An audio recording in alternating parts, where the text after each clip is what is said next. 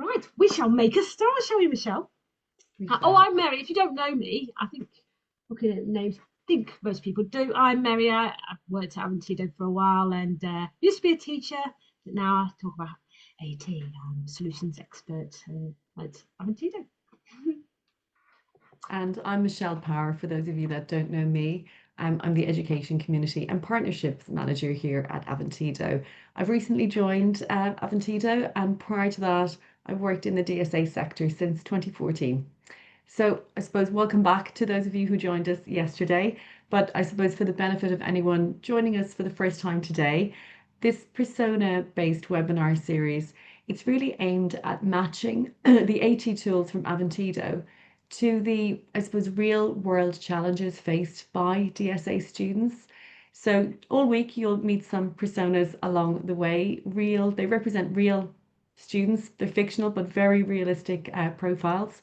And throughout the series, what we want to do is really bring our products to life and explore, I suppose, a needs first approach to matching disability related challenges with the tools from Aventido that can really genuinely support student success.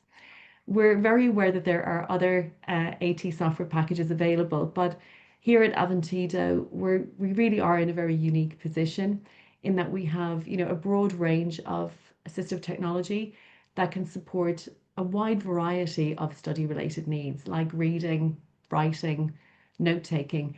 Those areas really that you would consider in a DSA assessment, for example, mapping that to the NAR template. And we'll also examine during this series how these AT packages can work together to address different areas of difficulty. So today, Mary will explore how our AT tools don't just address one study-related problem, but how they can also complement each other and how they can be recommended together without duplication, which I know is important when you look at the guidance from a lot of the funding bodies where duplication of support, where the funding bodies see that a recommendation may be rejected. We'll also show you how the products can be used across a number of different areas of study. I suppose just to give you an example, if you think maybe of MindMeister, often that is recommended to support essay planning, but MindMeister, as Mary will show you today, can also support other areas of difficulty like research, note taking, and also presentation delivery. So students can brainstorm, create mind maps in MindMeister, and then very easily convert those ideas into, I suppose, actionable tasks in Meister Task. And in that way, I suppose that the support, the way I think about it is it really wraps around the student, it supports their broader needs, and it makes learning more accessible and it removes those barriers to study. So today we'll walk you through three very different approaches for Ben. Ben has an acquired brain injury, and this type of condition, it can really present in very different ways depending on the cause and depending on the areas of the brain that may be affected. So the effects could be cognitive or emotional, they could be behavioral, or they can also fluctuate so that there can be, different difficulties on different days.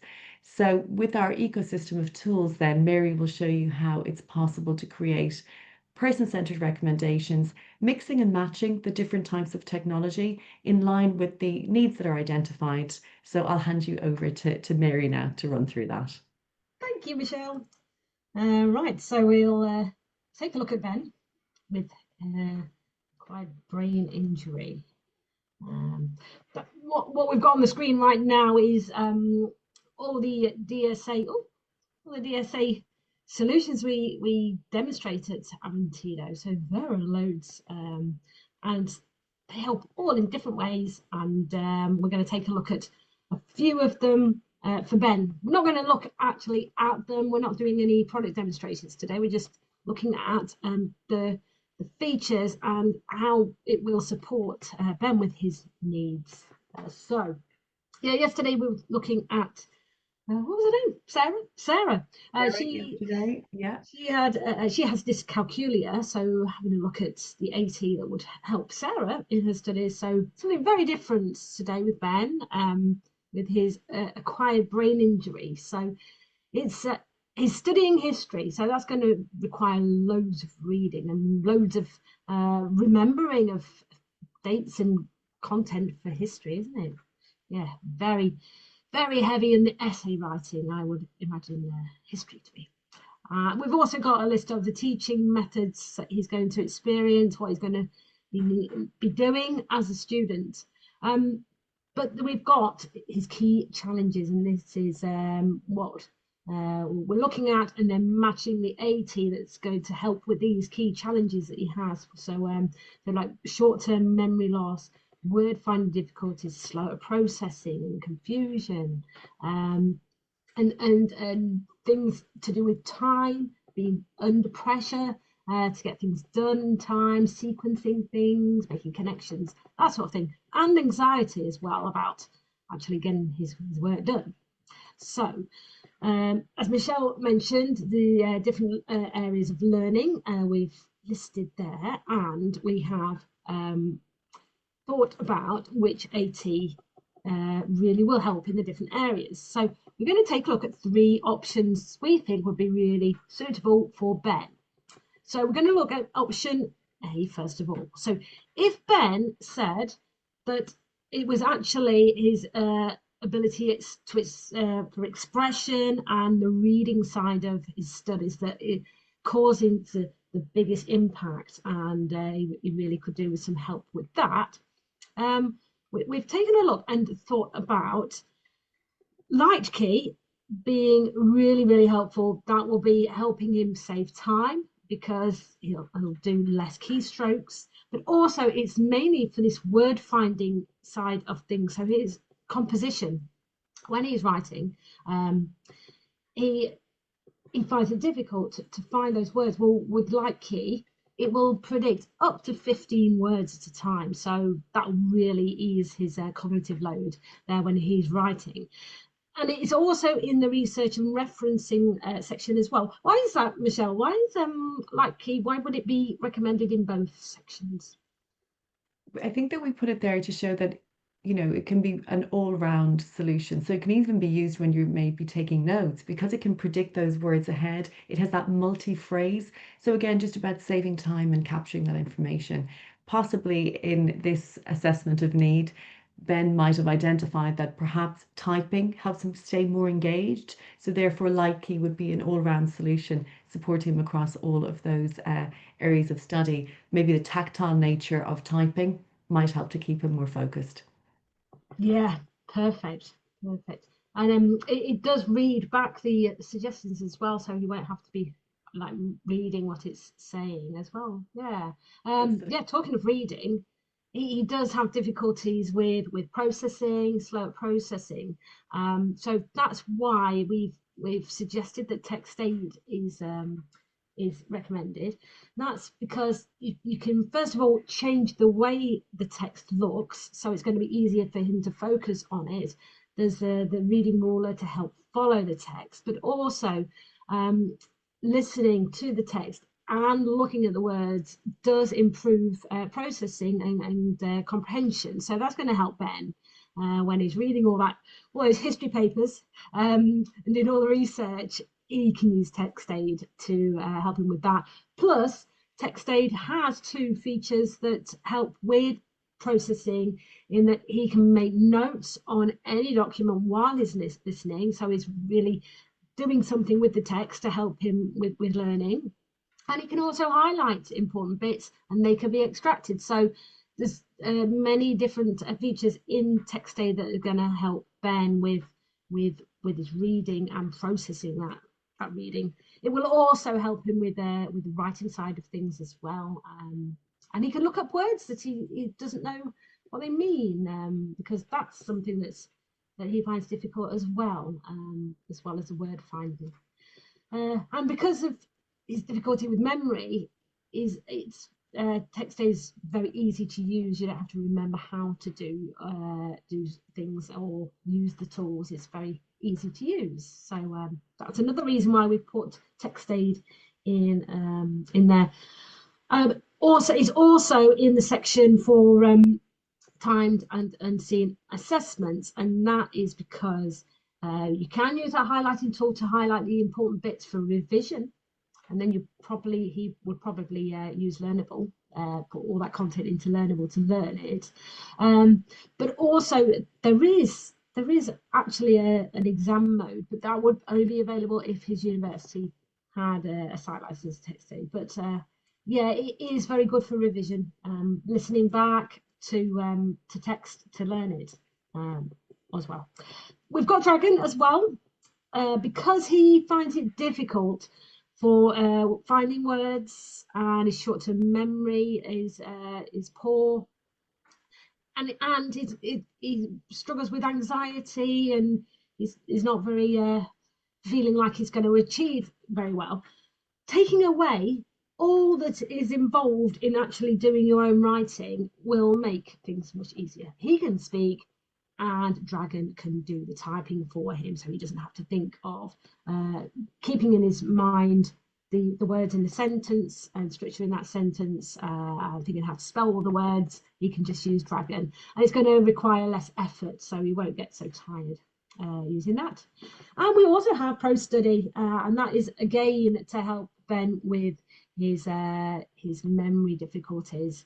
If he's going to various academic papers, taking information from there, going to websites, going to all different types of documents, he will really struggle if he hasn't got a nice piece of AT like Pro Study to do all the automatic referencing and collating it all in one place. He doesn't have to remember where he took everything from, and it can also be used to break down content into little small chunks, so he won't feel overwhelmed with reading a whole entire page of text, which will again make it a bit easier for Ben. So that's option A if it was specifically his expression with writing and the reading side of things that are particularly difficult for him. But yeah, maybe when he was assessed, it wasn't so much that, it was more of his organizational difficulties and focusing that was hard for him. So we decided that we would then focus on Mine, Mitre, and Task, which can be recommended as a bundle, the suite, or separately. But with Ben, we thought, yeah, they would work really well together. Like Michelle mentioned right at the beginning, using mind maps is really useful in many different areas of study. You know, planning essays, planning a whole semester's work, projects, and also for revision and also for presentations. So it's got so many useful tools there to help them. And then if it's joined with MyStask to make sure that he does things on time, you know, not rushed just last minute, and that can be connected to his calendar, so he's not got the worry of not getting things done. He'll have it all planned out to help him with that. So that's my master task. And then we've got Study Key. Now, Study Key will be an all-round supporting app for Ben. It will really help him focus, but also analyze the progress he's making and how he's feeling. We thought that would be a really suitable app for him because of his anxiety, and you know, maybe his mood might be low at times, and he can reflect back using Study Key, but also help him with his memory difficulties. He can put documents, photographs and things into Study Key to just as prompts to remind him where things are or what he needs to do. So so Study Key is great for that. And then with Scan Marker, Michelle, how's Scan Marker going to help Ben? Yeah, so scan marker even could be recommended in any of these scenarios. It can even sometimes be recommended with a text-to-speech application like TextAid. For example, Ben is doing history. That's a course of study where you're going to have very traditional research methods on top of the online content that's available. So going into the library, maybe looking up old cases, reference material. Often that material can't be removed from the library. So again, just thinking of the nature of the difficulties, you know, there could be physical difficulties there, and there could also be cognitive difficulties. So often, even though you have a text-to-speech program like TextAid, you could also recommend Scan Marker alongside it, acknowledging that there is text-to-speech being recommended, but also acknowledging that given the nature of Ben's difficulties and that there is that traditional research mode of going to the library rather than carrying home a load of books where you can, or accessing that material that can't be removed from the library. Obviously, the scan marker pen is going to be really helpful there. Great. And let's move on to option C. So this is focusing more on the memory and recall and note-taking side of his studies. So some things are what we've already mentioned in the other options, like using text aid, the same reasons I was explaining before. It's really going to help him with note taking, especially using the annotations button. And he doesn't have to remember much with text aid. It's so easy to use and use on all devices. So he can just use it on his phone if he wants to, or on his computer, and everything's all online, so it's all saved in the same place. And with Likey, that is what we've mentioned about the word finding difficulties. So that's how come we think Likey would be a good option. But it's a note taking during lectures, which would be very challenging for Ben with his memory difficulties. And it says forgetting key details from lectures. It is a challenge for him. Well, if he's going to do that for him, he can be in the lecture, he can be recording it through Ivy, and then it creates a mind map of the lecture for him. So the whole recording will be actually within the mind map, so he can listen back to bits if he wants to. But most importantly, it will have split it into key concepts from the lecture, and then he can go into more detail in each bit if he needs to. So he's not got the worry of choosing what to take notes about if he's going to take it all, but split it up into manageable chunks for him. So that's why Evie is a really, really useful bit of AT for him for this scenario with the note taking and making notes. So we've got Likey, text aid, Ivy notes for both lecture seminars and presenting for group work. And then he might want to take the information he's got from Ivy from his lectures, or maybe some text that he's got in text aid, and put it into Learnable for learning for exams and just reinforcing his learning overall. And then we've got OM system. Now that is the fairly new name for Olympus. It's still made by Olympus, they've not gone away, but it's the recorder that can record lectures, meetings, well, any audio, and it records in really high quality with high quality sound. So maybe you wouldn't want to use his full laptop for during a lecture. You might want to maybe have his own system recorder. And because he has anxiety, there might be times when he needs to leave the lecture hall. Well, we wouldn't want to leave a phone or a laptop, would he? But it'd feel more comfortable if he was leaving his OM system recorder there, so he's not missing the lecture if he needs to leave. So that's that. Do you want to add anything to option C, Michelle? No, I suppose the what we're trying to explore, isn't it, is using all of these different things in different ways. As I said earlier, mixing and matching the different solutions based on what the student shares with you during an assessment. And again, yeah, the OM system, very helpful for a student doing history or other subjects like law, where they might have to make personal notes or reflections, or with history you might have some field trips as well. So he might decide he'll take the OM system digital recorder with him as a more kind of practical and portable solution.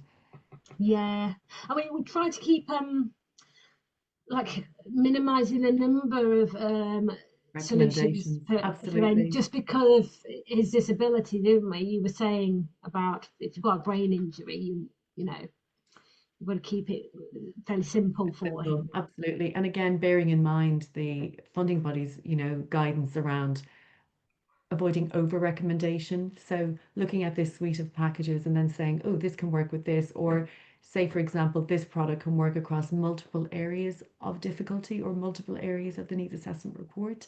So that can benefit the student because the cognitive load is less, and it can also protect the public purse. Less recommendations, uh, less funding money is spent as well. Yes, yeah, that's good. So yeah, that's three options for Ben. Of course, that would be decided. You know, nothing set in stone. It's like it won't be like right. You have to go for A, B, or C, which you're having. You know, after questioning Ben, it'll become very clear as to what's going to work for him. It's everyone's individual, aren't they? So yeah, so that's Ben. That's And Ben. oh, we've done it in 20 minutes, Michelle. It's like so bad. Is this a preview for tomorrow for Yes, little Chloe? preview for tomorrow. We're looking at Chloe, who has ME, CFS, and anxiety, and she's studying English literature. So yeah, we'll be back again same time tomorrow with Chloe and taking a look at uh, what would be a great choice for her.